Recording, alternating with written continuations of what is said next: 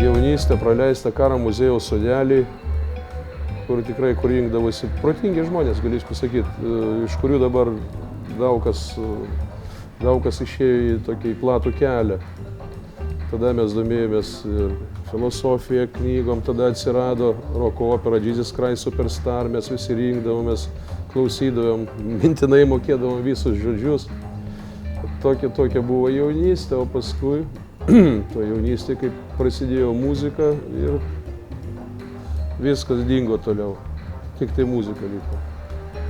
Aišku, matosi pokyčiai Kauno mieste, tai miestas auga, jis plečiasi, tobulėja miestas. Tai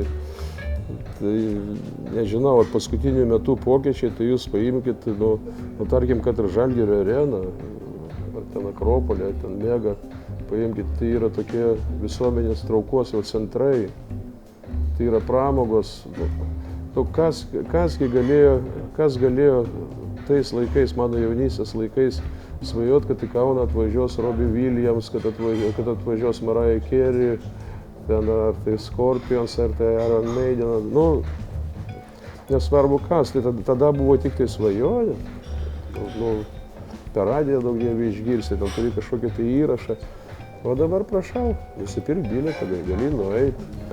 Plius, jeigu žiūrėtum iš komercinio taško, tai viskas jau dabar, pas mus, reikia jau iš tų kelių juokiasi, bet pasirodo, kad galima viską sutvarkyti. Ne? Dabar važinėjau, aš praktiškai užsimerkęs, nebijau duobių.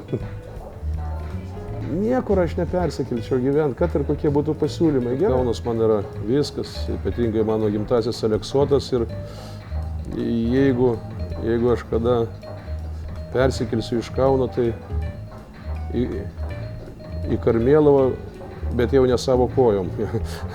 Kažkada ateis tas laikas, kad mane ten išveš, bet į Karmėlavą. Į Kauno rajoną, bet netoli Kauno. Kad Kauno Žalgiris būtų vėl čempionais. Man atrodo, kad bet kokiam tikram kauniečiui tai yra pats geriausias palinkėjimas.